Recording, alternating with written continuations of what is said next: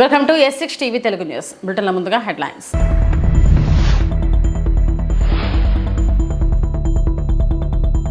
ఎన్నికల ప్రచారం మధ్య మహిళలకు భారీ ఊరట. 5,000 జమ చేసిన తమిళనాడు సీఎం ఎంకే స్టాలిన్.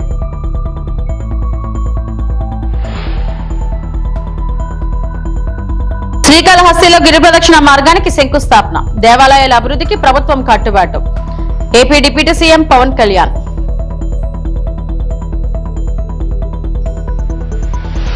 వితంతు పింఛన్ల సమస్యకు త్వరలో పరిష్కారం. మంత్రి కొండపల్లి శ్రీనివాస్.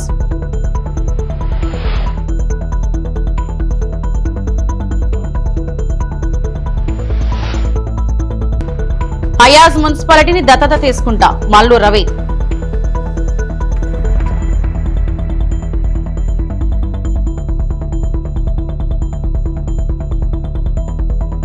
లక్సిట్పేట కౌంటింగ్ లో ఉద్రిక్తత. సీసీ ఫుటేజ్ చూపాలని అభ్యర్థుల డిమాండ్.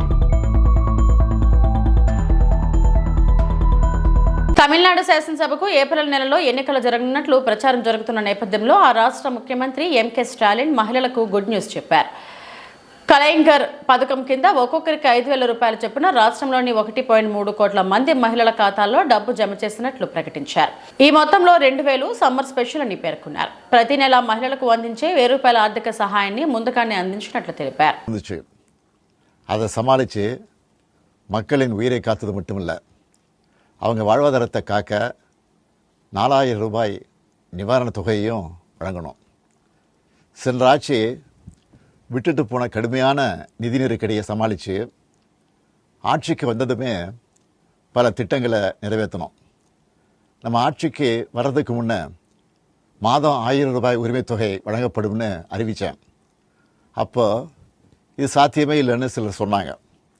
ஆனாலும் நிதி நெருக்கடியை சமாளித்து ஒன்றிய அரசினுடைய ஓரவஞ்சனையை மீறி கடந்த 2023ஆம் ஆண்டு செப்டம்பர் மாதம் முதல் கலைஞர் மகளிர் உரிமை திட்டத்தை வெற்றிகரமாக செயல்படுத்திட்டு வரோம். முதல்ல 1,13,00,000 மகளிருக்கு பயனளித்த இந்த திட்டம் அண்மையில் அது விரிவுபடுத்தப்பட்டு இப்போ 1,31,00,000 குடும்பத் தலைவிகள் பயன்பெற்று வராங்க. இது வெறும் நிதி உதவி இல்லை, సమూహத்தில் పెన్గల్ ఆర్ట్రం పంగళిపై. శ్రీకాళహస్తి క్షేత్రంలో గిరి ప్రదక్షిణ మార్గానికి శంకుస్థాపన కార్యక్రమం ఘనంగా నిర్వహించారు. కార్యక్రమంలో ఆంధ్రప్రదేశ్ ఉప ముఖ్యమంత్రి పవన్ కళ్యాణ్ పాల్గొన్నారు. ఈ సందర్భంగా పవన్ కళ్యాణ్ మాట్లాడుతూ రాష్ట్రంలోని అన్ని దేవాలయాలకు అవసరమైన సదుపాయాలు కల్పించేందుకు కూటమి ప్రభుత్వం సిద్ధంగా ఉందన్నారు. దేవాలయాల అభివృద్ధి, భక్తులకు మెరుగైన వసతులు కల్పించడం ప్రభుత్వ ప్రధాన లక్ష్యమని తెలిపారు. శ్రీకాళహస్తి క్షేత్రగిరి ప్రదక్షిణ మార్గం అభివృద్ధితో భక్తులకు మరింత సౌకర్యం కలుగుతుందని ఆయన పేర్కొన్నారు. ఈ కార్యక్రమంలో దేవాదాయ శాఖ మంత్రి ఆనం రామనారాయణ రెడ్డి తదితరులు పాల్గొన్నారు. ధర్మ పరిరక్షణకి చాలా ముందుండి నడిపిస్తున్న ఆలయాల నిర్వహణకి నిరాదరణకి గురై అలాంటి పరిస్థితుల్లో ధర్మాదాయ శాఖ మంత్రివర్యులు బాధ్యత తీసుకున్న తర్వాత ఆనం రామనారాయణ రెడ్డి గారి పాలక మండలి కనుక నిజంగా వారి విధులు కనుక నిర్వహించుంటే ఈ తప్పులు జరిగిండేవి కామేమో నాకు అనిపిస్తాయి.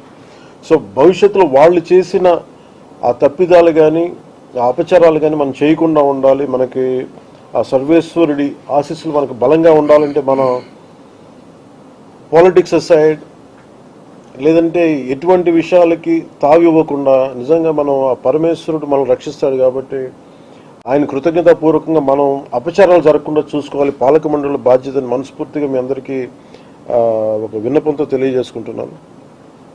అలాగే 22 కిలోమీటర్ల ఈ గిరి ప్రదక్షిణ మార్గాన్ని దాదాపు 10 కోట్ల రూపాయలు వెచ్చించి ఈ రోజున అంతకుముందు పెట్టింది కాకుండా 10 కోట్ల అదనంగా ముఖ్యమంత్రి గారి ఆధ్వర్యంలో జరుగుతూ ఉంది. అలాగే దీన్ని మొత్తం రెండు వైపు భవిష్యత్తులో బాగా చక్కగా మన పచ్చదనం ఉండేలాగా మొక్కలు నాటే కార్యక్రమాన్ని కూడా శివరాత్రి బ్రహ్మోత్సవాల అనంతరం శ్రీకారం చుట్టబోతున్నాం. శ్రీకాళహస్తి గిరి ప్రదక్షిణ ద్వారా ప్రతి భక్తుడికి ప్రతి భక్తురాలికి కైలాసగిరి ప్రదక్షిణ చేసిన పుణ్యఫలం దక్కాలని మనస్ఫూర్తిగా ఈ సందర్భంగా నేను కోరుకుంటున్నాను.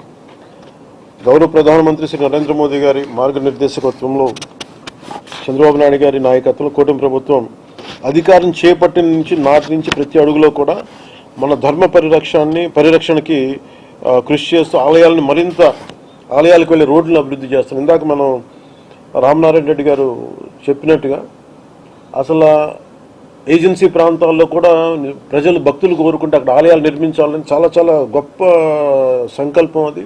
దాన్ని ముందుకు తీసుకెళ్తున్నందుకు మనస్ఫూర్తిగా మనసావాచ వారికి నేను కృతజ్ఞతలు తెలియజేసుకుంటా ఉన్నాను.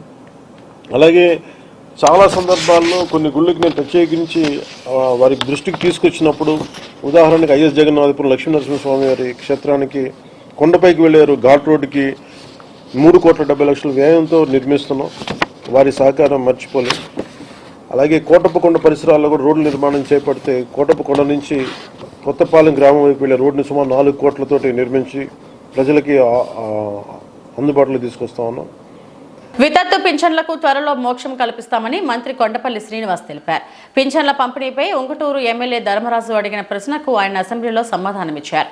ఈ సందర్భంగా మంత్రి మాట్లాడుతూ అర్హులైన వితంతువులకు పింఛన్లు సకాలంలో అందేలా చర్యలు తీసుకుంటున్నామని చెప్పారు. పెండింగ్ లో ఉన్న దరఖాస్తులను పరిశీలించి అర్హత ఉన్నవారికి పింఛన్లు మంజూరు చేస్తామని తెలిపారు.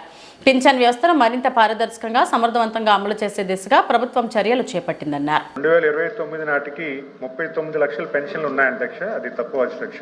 54,10,000 పెన్షన్స్ 2019కి ఉన్నాయి అధ్యక్ష. అక్కడి నుంచి వాళ్ళు 65 లక్షలు చేశామని చెప్పాలి అధ్యక్ష. ఎందుకంటే 39 అనేది చాలా తప్పు.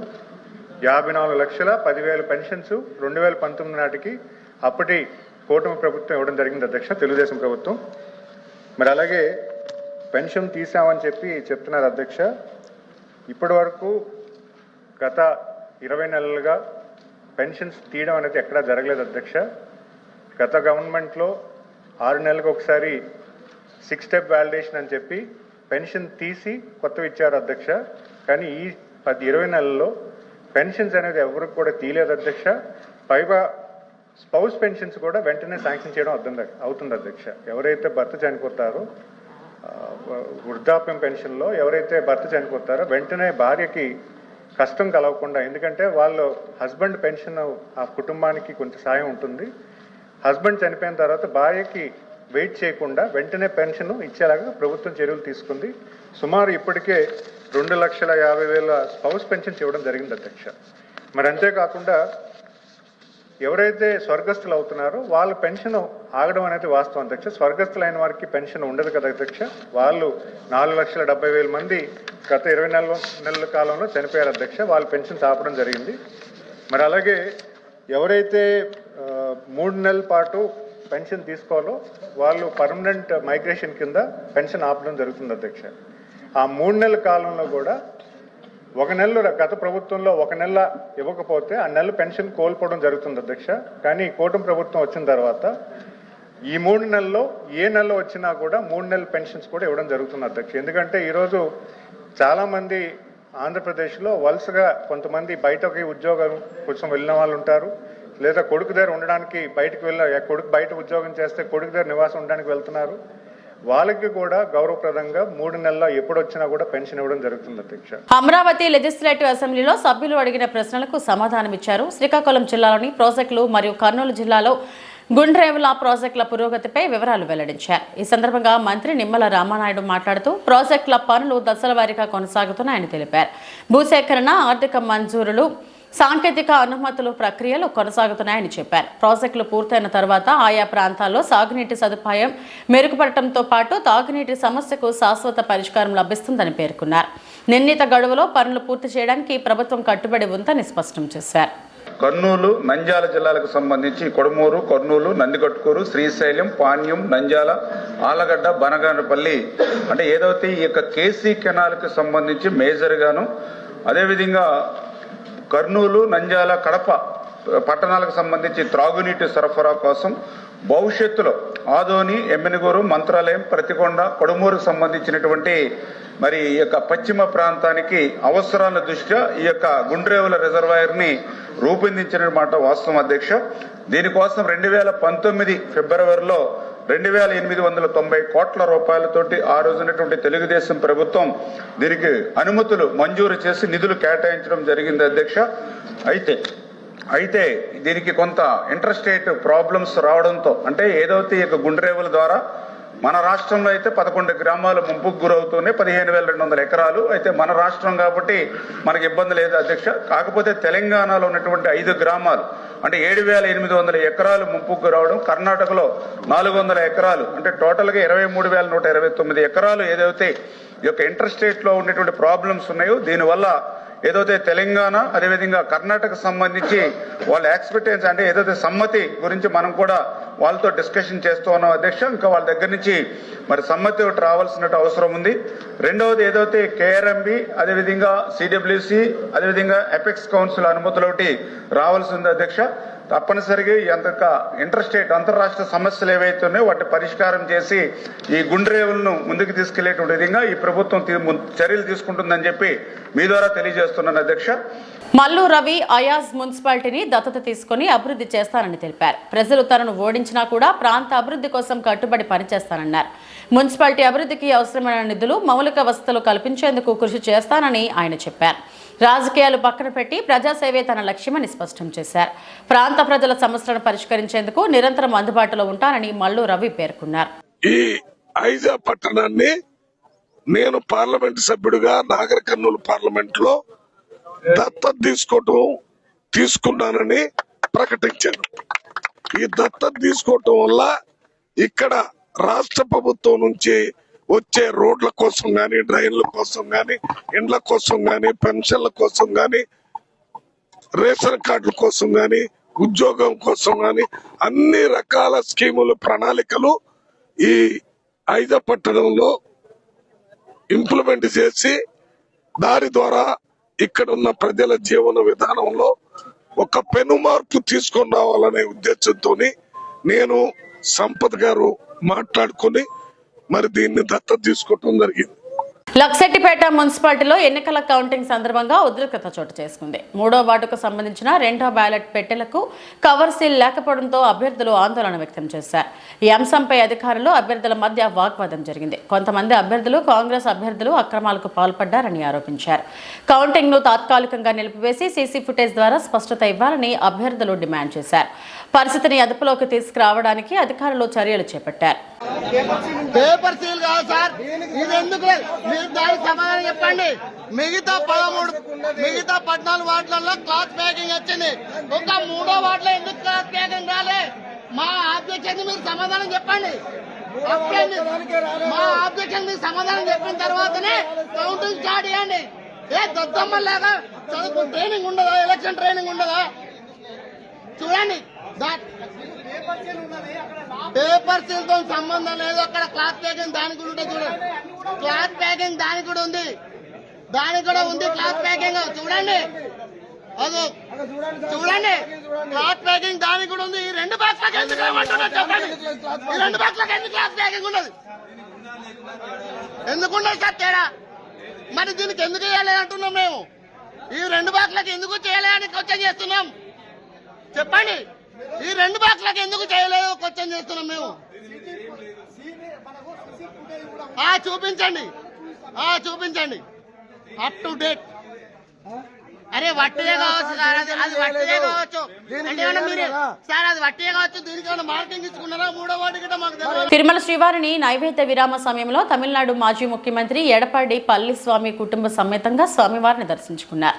వీరికి ఆలయ అధికారులు స్వాగతం పలికి దర్శన ఏర్పాట్లు చేశారు. దర్శనానంతరం రంగనాయకుల మండపంలో వేద పండితులు వేదాశీర్వచనం అందించగా ఆలయ అధికారులు స్వామివారి తీర్థ ప్రసాదాలను అందజేశారు.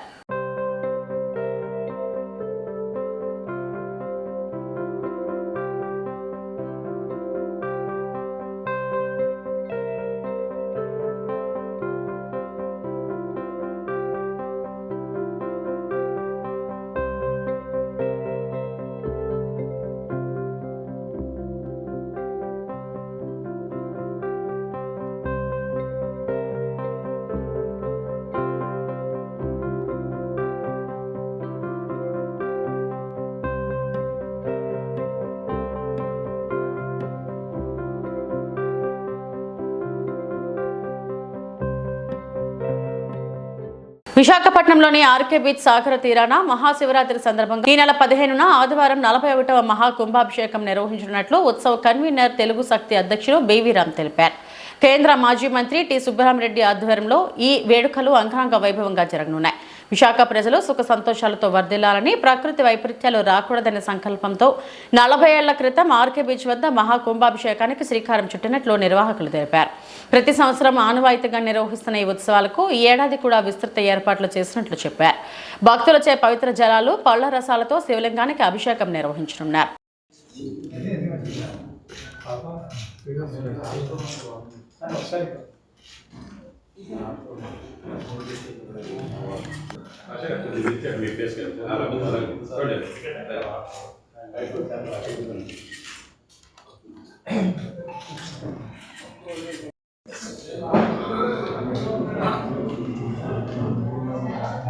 అందరికీ నా ఉదయపూర్ నమస్కారాలు. రేపు 15 టీఎస్ఆర్ ఆధ్వర్యంలో 41వ మహా కుంభాభిషేకం చేయబోతున్నారు. ఇది గడిచిన 40 సంవత్సరాల ఈ తాతగారైన శివభక్తులు గారు ఒకటే చెప్పారు, సుబ్రహ్మణ్య గారు, ఇది విశాఖపట్నంలో మీరు చేస్తే విశాఖపట్నం ప్రజలకి మంచిదని, ఎటువంటి ఆటంకం రాకుండా విశాఖపట్నం అవుతాయని చెప్పి మనం చేశారు. క్రమం తప్పకుండా సుబ్బరామరెడ్డి గారు ఆచరిస్తున్నారు. మరి మనం చూసాం, విశాఖపట్నంలో హుదూద్ తుఫాన్లు వచ్చినా, ఎన్నో ప్రజలు వచ్చినా, కేవలం విశాఖపట్నంలో మనం చేసిన ఇలాంటి కార్యక్రమం వల్ల విశాఖపట్నం ఏమి కాకుండా ఇన్నాళ్ళు అసాధ్యం. మేము ఒకటే పిలిపిస్తున్నాం, రేపు 15. ఎందుకంటే చాలామంది మేబీ మేళ వల్ల ఆటంకం వస్తుందని చెప్పి అనుకున్నారు. కానీ నేను స్వయంగా కలెక్టర్ గారి దగ్గరికి, అలాగే నేవీ కమాండర్ మనోజ్ కుమార్ కట్టడం జరిగింది. వాళ్ళు ఒకటే చెప్పారు, డెఫినెట్గా నేవీ కమాండర్ మనోజ్ కుమార్ ఒకటే అన్నారు, మేము ఈ కార్యక్రమం ఆపం, నేను కూడా శివభక్తునే, డెఫినెట్గా మేము అడ్జస్ట్ చేసుకొని మీకు కోఆపరేట్ చేస్తామని చెప్పి అని హామీ ఇచ్చారు. కలెక్టర్ గారికి ఇదే విషయం చెప్పారు, ఫోన్ చేసి మాట్లాడారు, మీరు సపోర్ట్ అని చెప్పారు. డెఫినెట్గా we are thankful to the district administration అందరికీ. రేపు ఎందుకంటే ప్రతి సంవత్సరం సుబ్బరామరెడ్డి గారు భక్తుల చేత అభిషేకం చేస్తున్నారు, అది క్రమం తప్పకుండా ఈ సంవత్సరం కూడా భక్తులు ఈ అవకాశాన్ని సద్వినియోగం చేసుకుని మనం చేస్తున్నాం. డెఫినెట్గా ఆ రోజు మధ్యాహ్నం హోమం, సాయంకాలం కార్యక్రమం కూడా ఉంది. దాన్ని డెఫినెట్గా ఇది ఎందుకంటే ఏమీ ఆశించకుండా సుబ్బరామరెడ్డి గారు 41వ సంవత్సరం ప్రజలు బాగుండాలి, నేను ఏదైతే విశాఖ దత్తత తీసుకున్నానో నా ప్రాంతం సుభిష్టంగా ఉండాలని చెప్పి ఆయన నిరంతరం పోరాడుతున్నారు. ఎందుకంటే ఇది అందరికీ రాజు ఉదయం, మరి నిజంగా భగవంతుడు ఆయనకి ఇచ్చిన మంచి ఉదయం విశాఖపట్నంలో చేస్తున్న పుణ్యం అదృష్టం మనం చేస్తాను. డెఫినెట్గా రేపు 15వ తారీఖుని ప్రజల్ని, శివభక్తుల్ని అందరినీ పాల్గొని కోరుతున్నారు. ఈ కార్యక్రమాన్ని జయప్రద దివస్గా తెలుగు శక్తి ఉత్సవ కన్వీనర్గా మనం చేస్తాం. హెమిగ్నూరు కోతులబావి ప్రాంతంలో దశాబ్దాలుగా వ్యాపారం చేస్తున్న 15 కుటుంబాలు తమను రోడ్డున పడేశారని ఆవేదన వ్యక్తం చేశాయి. మున్సిపల్ అధికారులు శాశ్వత దుకాణాలు కట్టిస్తామని చెప్పడంతో షాపులు ఖాళీ చేశామని, తర్వాత గుడి స్థలం అంటూ వివాదం సృష్టించారని ఆరోపించాయి. జిల్లా టీడీపీ ప్రతినిధి బందెన్వాస్ బాధితులకు న్యాయం జరుగుతుందని తెలిపారు. ఎమ్మెల్యే బివి జయనాగేశ్వర రెడ్డి కూడా షాపులు తిరిగి కేటాయించేలా చర్యలు తీసుకుంటామని హామీ ఇచ్చారు. మేము కోతులబావి దగ్గర ప్లేస్లో ఇన్ని కుటుంబాలు జీవిస్తున్నామన్నా గత 60-70 సంవత్సరాల నుంచి మేము జీవిస్తున్నాము. ఇప్పటి వరకు ఏ పార్టీ వాళ్ళు కూడా వైఎస్ఆర్ పార్టీలు కానీ, కాంగ్రెస్ పార్టీలు కానీ, టీడీపీ పార్టీలు కానీ ఎవరిని కూడా మమ్మల్ని ఇంతవరకు టచ్ చేసింది లేదు, అక్కడి నుంచి ఖాళీ చేయాలని చెప్పింది లేదు. ఇప్పుడు ఎమ్మెల్యే జయనాగేశ్వర రెడ్డి గారు గతంలో వాళ్ళ తండ్రి గారు ఇచ్చిన హామీ ఎప్పటికైనా మీకు మేము పర్మనెంట్గా పట్టాలు ఇస్తానని భీమోహన్ రెడ్డి గారు చెప్పినారు. అదేవిధంగా ఆయన క్రీసేషన్ అయినందుకు జయనాగేశ్వర రెడ్డి గారు పిలిచి మీది మున్సిపాలిటీ స్థలము, మీరు ఖాళీ చేస్తే మీకే ఆ ప్లేస్లో స్థలాలకు అందరికీ మీకు బంకులు వేసిస్తాము, మీరంతా రోడ్డుకు వచ్చినారు, కొద్దిగా ఎన్నిక జరిపి మిమ్మల్ని అంతా లైన్గా ఒకే లెవెల్గా మీకు చేస్తామని చెప్పినారు. అందుకు కమిషనర్ గారు పోయిన సంవత్సరం డిసెంబర్లో పిలిపించి చెప్పడం జరిగింది. మేము తర్వాత ఎమ్మెల్యేతో కలిసే మీకే చేస్తామని చెప్పినారు. అందుకు ఆ ఎమ్మెల్యే కమిషనర్ మాటిని మేము కాల్ చేసినాము. ప్లేస్ అంతా ఖాళీ చేసిన తర్వాత వీళ్ళు దౌర్జన్యంగా విశ్వ హిందూ పరిషత్తుల్లో వచ్చేసి కాంపౌండ్ వేసి స్థలము టెంపుల్ అని బెదిరిస్తున్నారు. మమ్మల్ని అక్కడ దగ్గర రానియడం లేదు, మా బండలు వాళ్ళు కొడుతున్నారు, మమ్మల్ని దగ్గర కూడా రానియడం లేదు. మమ్మల్ని ప్రభుత్వం ఏ విధంగా ఎలాగైనా ఆదుకోవాలని కోరుకుంటున్నాం. కమిషనర్ సార్ చెప్పిన దానికోసం ఆయన విలువ ఇస్తాం సార్, మేము 10 అడుగులు వెనుక పోవాలని చెప్పిన దానికోసం మేము తీసినాం సార్. మేము ఇప్పుడు ఎవరో వచ్చి కాస్త అదింత తీసిన దానికోసమే మాది అని పట్టి మాకు కులాల మతాలు అడ్డం పెడుతుంటారు సార్. ముస్లిమ్స్లు బతుకుతుంటారు అక్కడ ఎక్కువ, హిందువులు తక్కువ బతుకుతుంటారు సార్. అట్లాంటి అంతా మనుషులంతా ఒకటే సార్, ఎవరికైనా మేము దేవుడే కదా సార్.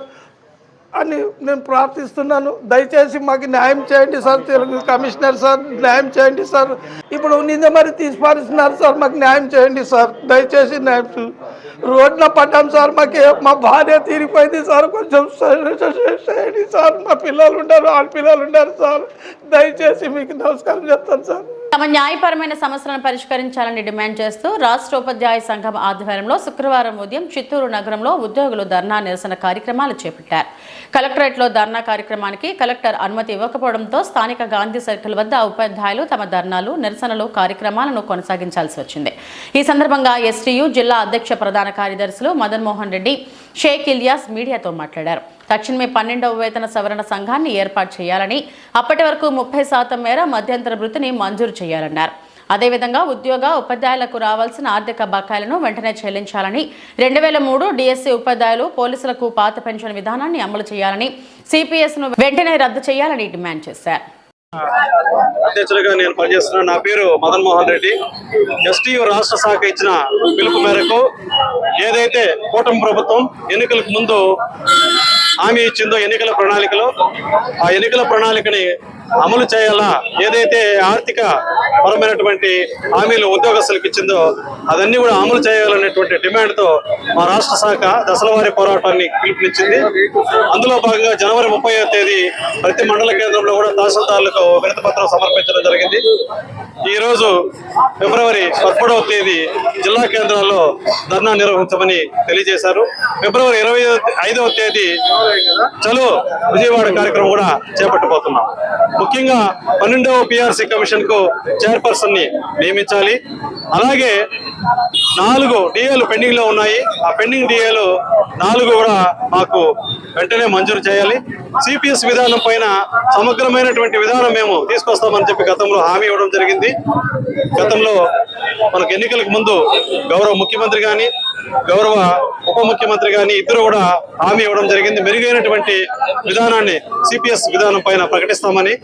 సో ఆ డిమాండ్ కూడా పరిష్కరించాలని చెప్పి కూడా తెలియజేస్తూ, రిటైర్ అయినటువంటి ఉద్యోగస్తులకి 15 నెలలు కావస్తున్న గ్రాట్యుటీ కూడా వచ్చేటువంటి పరిస్థితి లేదు. సో రిటైర్ అయినటువంటి ఉద్యోగస్తులందరికీ కూడా గ్రాట్యుటీ మంజూరు చేయాలి. అలాగే పిఎఫ్ కానీ, ఏపీజీఎల్ఐ కానీ ఇవన్నీ కూడా వాళ్ళకు రిటైర్ అయినటువంటి ఉద్యోగస్తులకి ఫైనల్ పేమెంట్స్ సంవత్సరాలు 15 నెలలు 16 నెలలు అయింది, ఇప్పటికీ అట్లే పెండింగ్ లోనే ఉన్నాయి.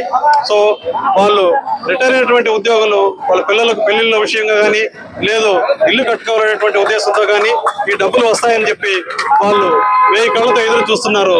కానీ ప్రభుత్వము ఇవ్వలేదు ఇంతవరకు. సో ఇవన్నీ కూడా ఈ డిమాండ్లు పరిష్కరించాలని చెప్పి కూడా దశలవారీ పోరాటంలో ఈరోజు జిల్లా స్థాయిలో చేస్తున్నాము. సో వెంటనే ప్రభుత్వం ఈ సమస్యలన్నీ కూడా పరిష్కారం చేయాలని చెప్పి కూడా మేము కోరుతున్నాము. ఎస్టీయు జిల్లా శాఖ. ఇవి ఇప్పటివరకు నా బులెటిన్ అప్డేట్స్. నమస్తే.